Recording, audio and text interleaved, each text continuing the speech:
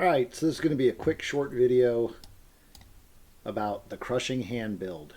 There's going to be some links in the description there for a video done by Raxantarax, somebody who I follow. If you're not following them, you should.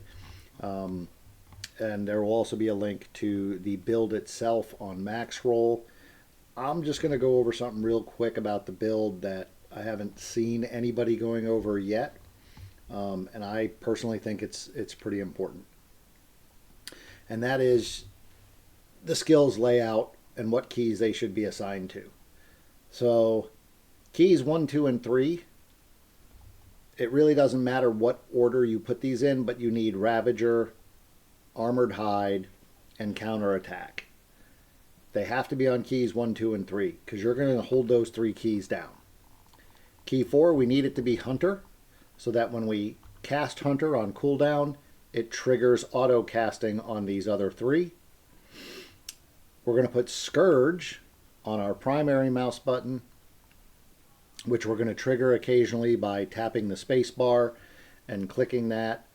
And then we need Crushing Hand, which is the primary attack here, to be on our alternate mouse key or our right mouse button so that we can just hold that down and teleport attack everywhere we're going to go. That's the basic gist of this build, and the way it works best is you hold these 3 keys down, tap 4 when it cools down after you launch it the first time. Use Scourge as needed, but you're mostly holding down your Crushing Hand and attacking. Now, I'm going to run me a nice Torment 4 pit here and demonstrate how this works. Now, I'm not running with any potions, elixirs, whatever you want to call them. I'm not using any incense or anything.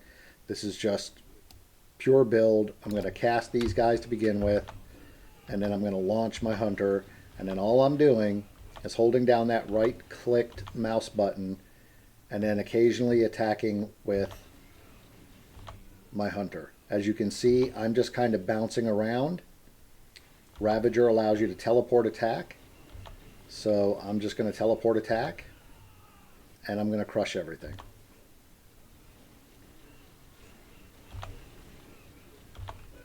We're just going to keep launching our Hunter as much as we can so we can keep up that teleport attack.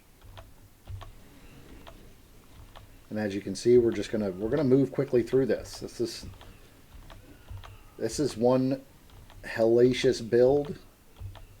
It does a lot of damage. And you can build it very early on to do all this damage. Rax's video demonstrates that, and he goes over why, the mechanics of how the build works and what makes it so powerful. So I'm not going to waste my time on any of that. His video does it better than I probably ever could.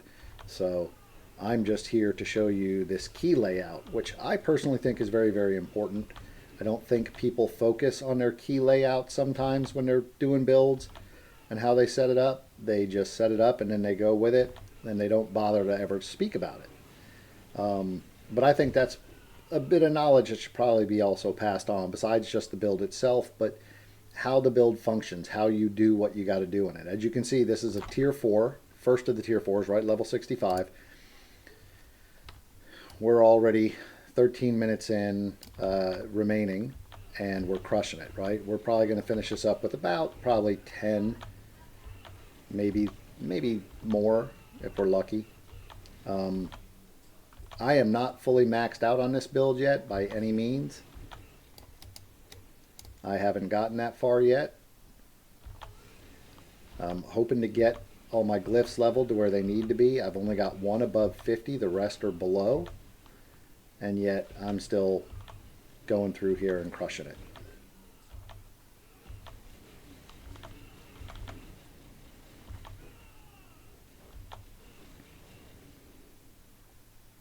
Oh, come on, we need more. We need more.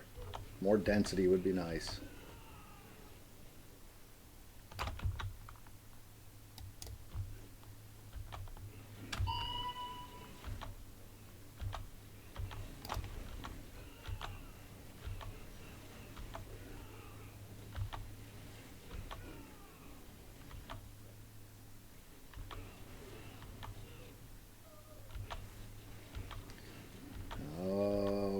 close. We're going to be close. So we'll have just under 12 minutes, maybe 11, 10 to 11 total. Oh, we died. That's going to hurt us. Let's get a Scourge launch in here to help us out.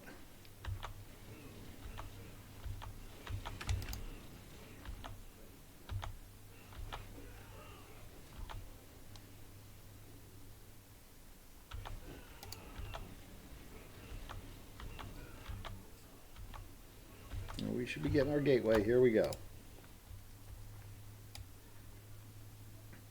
Now we're going to take on the big baddie. And we're going to finish it. I'm going to get some Scourge going. And I'm just going to sit here and I'm going to keep launching my Hunter. Because Hunter's cooldown is ridiculously fast when you're attacking. I'll get me another Scourge out. And there you have it. Finish it. Overall, I don't think it took 5-6 minutes to do a tier 4 with this build. And again, I'm not even maxed out on anything yet. I don't have hardly anything masterworked here. I've got a few things that are masterworked from a previous build that I was doing, but they're for sure not topped out yet. I don't have perfect rolls on everything. I would love to. But as you can see, I just did a tier 4 build with it. And it really doesn't take much. You just need the Harmony helmet, right? You get your Warlord with Morass, some gloves with some Moonrise. I personally like using Temerity to keep the barrier up. The barrier helps in conjunction with the Bulwark runes and the Viscous Shield Paragon board to give you a mass amount of damage. Using Yen's Blessing for casting non-mobility and non-ultimate skills. So on top of that, we need the Rod of Kepeleki, however that's pronounced, right? That helps. Rax will explain it. Got to have your Ring of Midnight Sun, a ring with redirected force on it, and then your Banished Lord's Talisman. All of which are fairly easy to get. You don't even need all of these uniques. You definitely need Harmony, and you definitely need the Kepeleki Rod and the Midnight Sun. I only recently got the Banished Lord's Talisman, which is part of the Overpower build version of this, but it is not necessary. I was running with an amulet. I forget what I had on it, but I had a different amulet on and I was doing just fine.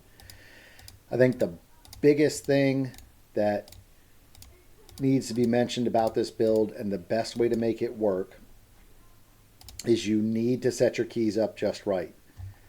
Like I said, Ravager, Armor Hide, and Counterattack, doesn't matter what order they're in, as long as they're on 1, 2, and 3 and you're holding them down at all times.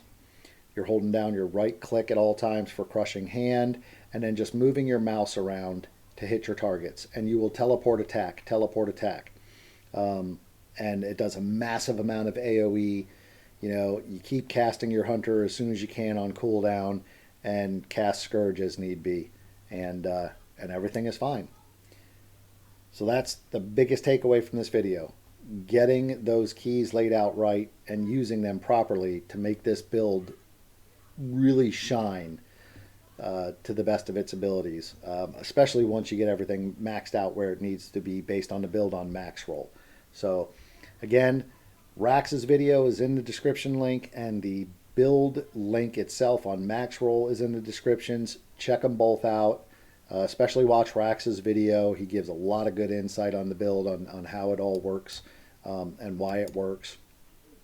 And keep in mind that there are 4 different versions. You can do the leveling starter build, you can do an ancestral build, you can do a mythics-based build where it specifically has a few mythics in there to use, or you could do the overpower build where pretty much just need the Harlequin Crest mythic, and then that's it. Everything else is as you've seen. So, hope you enjoyed the video. Don't forget to like and subscribe, and we'll see you on the next one.